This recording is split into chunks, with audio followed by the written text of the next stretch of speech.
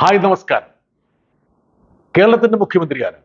സംശയമില്ലല്ലോ, Shri V D Satheesan. കേരളത്തിന്റെ തുറമുഖ വകുപ്പ് മന്ത്രി ആരാണ്? സംശയമില്ലല്ലോ, ശ്രീ വി ഡി സതീശൻ. കേരളത്തിന്റെ തുറമുഖ വകുപ്പ് സെക്രട്ടറി ആരാണ്? സംശയമില്ല, സതീശന്റെ തന്നെ സെക്രട്ടറിയായ രത്തൻ കേൽക്കർ.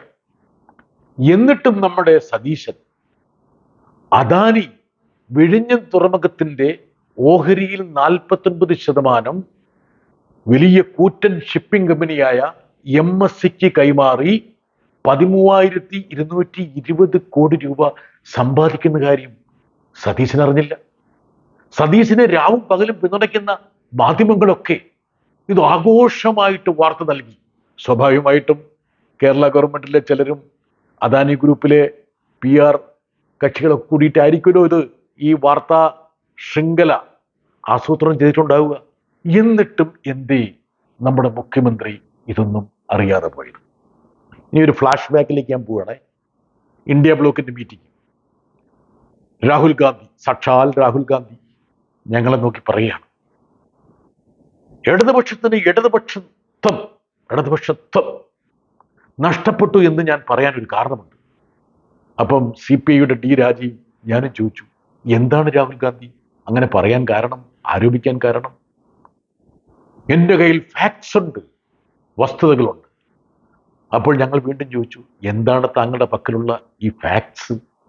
ഞങ്ങൾക്ക് ഈ ലെഫ്റ്റിസം നഷ്ടപ്പെടാൻ അല്ലെങ്കിൽ നഷ്ടപ്പെട്ടു എന്ന് താങ്കൾക്ക് ബോധ്യപ്പെട്ട ചില ഫാക്ട്സ് എന്താണ്? നിങ്ങളല്ലേ അദാനിയെ കേരളത്തിലേക്ക് ആനയിച്ചത്. ഞങ്ങൾ ഞെട്ടിപ്പോയി. ഞങ്ങൾ മാത്രമല്ല, ഇക്കാര്യത്തെക്കുറിച്ച് നല്ല ധാരണയുള്ള ചില കോൺഗ്രസ് നേതാക്കന്മാരും തലയൊന്ന് പയ്യെ കുനിച്ചു. ഉമ്മൻചാണ്ടി മുഖ്യമന്ത്രി ആയിരിക്കുമ്പോഴാണ് അദാനിയെ കേരളത്തിലേക്ക് ആനയിച്ചതെന്ന കാര്യം രാഹുൽ ഗാന്ധിക്ക് അറിയില്ലേ? അദ്ദേഹത്തിന് അറിയില്ല. തിരുത്തിയപ്പോൾ അദ്ദേഹം ആ പ്രശ്നം വിട്ട് മറ്റൊരു കാര്യത്തിലേക്ക് പോയി. തിരിച്ചു വീണ്ടും നമ്മുടെ കാലിക വിഷയത്തിലേക്ക് വരാം. ആരാണ് അദാനി? വിഴിഞ്ഞം തുറമുഖത്തെ സംബന്ധിച്ച് കൺസെഷണർ മാത്രമാണ്. മലയാളത്തിൽ പറഞ്ഞാൽ ചുമതലക്കാരൻ മാത്രമാണ്. ആ പദ്ധതി നടപ്പിലാക്കാൻ നിയോഗിക്കപ്പെട്ട ഒരു ചുമതലക്കാരൻ. വിഴിഞ്ഞം തുറമുഖത്തിന്റെ ആത്യന്തിക ഉടമസ്ഥാവകാശം കേരളത്തിൻ്റെതാണ്, കേരളത്തിലെ ജനങ്ങൾക്കുള്ളതാണ്. ഇനി ഇതിന്റെ ഒന്നാം ഘട്ടത്തിലെ ചെലവെന്ന് പരിശോധിക്കാം. ഒന്നാം ഘട്ടത്തിൽ മുടക്കിയ തുകയുടെ 61.5% കേരള സർക്കാരാണ് മുടക്കിയത്, 5,595 കോടി രൂപ.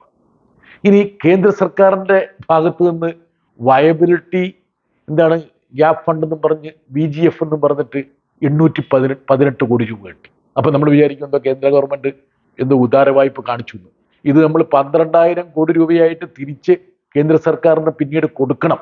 അതായത് തുറമുഖത്തു നിന്ന് നമുക്ക് ലഭിക്കുന്ന, ഭാവിയിൽ ലഭിച്ചേക്കാവുന്ന ലാഭം എല്ലാം കൂടി കണക്ക് കൂട്ടിയിട്ട് കേന്ദ്ര സർക്കാരിന് കൊടുക്കണം.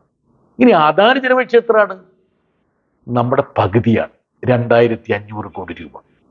2,500 കോടി രൂപ മാത്രം ചെലവഴിച്ച അദാനി തങ്ങളുടെ കമ്പനിയുടെ 49% ഓഹരി MSCക്ക് വിറ്റ് 13,220 കോടി രൂപ സമ്പാദിക്കുന്നു. 5 മടങ്ങ്.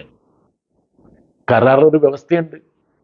ഈ ഓഹരി ഘടനയിൽ മാറ്റം വരുത്തുന്നതിന് മുമ്പ് കേരള സർക്കാരിന്റെ മുൻകൂർ അനുമതി വാങ്ങണം.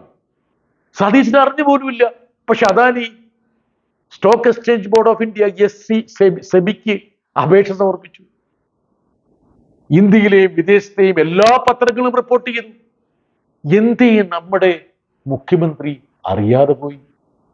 രാഹുൽ ഗാന്ധി, ഞങ്ങളുടെ ലെഫ്റ്റിസം ചോർന്നുപോയി എന്ന് നിങ്ങൾ ആരോപിച്ച ഒരു കാര്യത്തിൽ നിങ്ങളുടെ മുഖ്യമന്ത്രിക്ക് കേവലപരമായിട്ടുള്ള അറിവ് പോലും ഇല്ല എന്ന് വന്നാൽ എന്തായിരിക്കും ഒരു ഭരണ സംവിധാനത്തിന്റെ ഒരവസ്ഥ?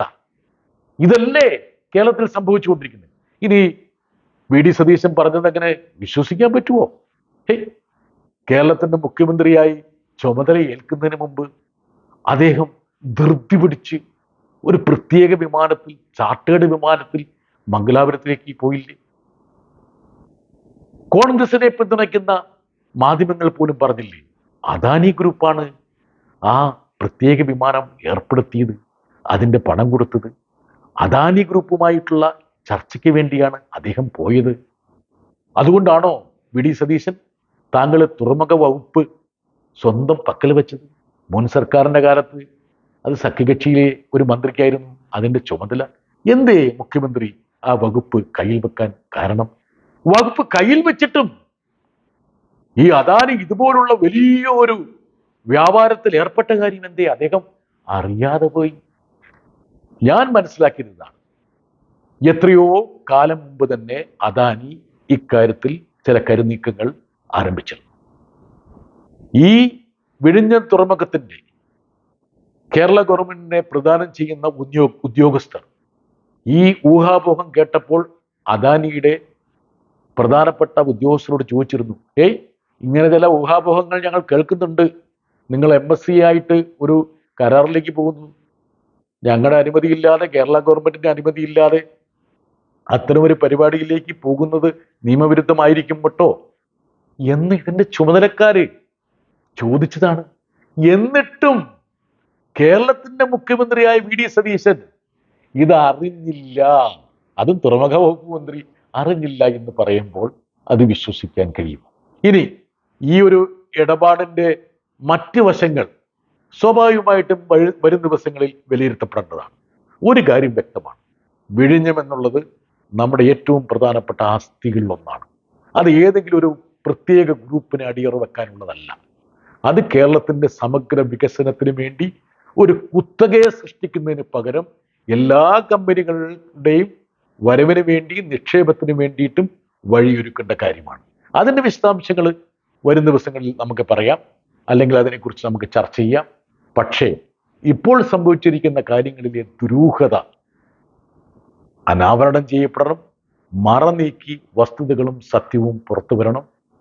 ഒപ്പം തന്നെ ഇന്ത്യ ബ്ലോക്കിൽ അദാനിയെക്കുറിച്ച് പരാമർശിച്ച രാഹുൽ ഗാന്ധിയും കോൺഗ്രസ് ഹൈക്കമാൻഡും തങ്ങളുടെ അഭിപ്രായം ഇക്കാര്യത്തിൽ എന്താണ് എന്ന് പറയാനും ഞാൻ കാത്തിരിക്കുന്നു.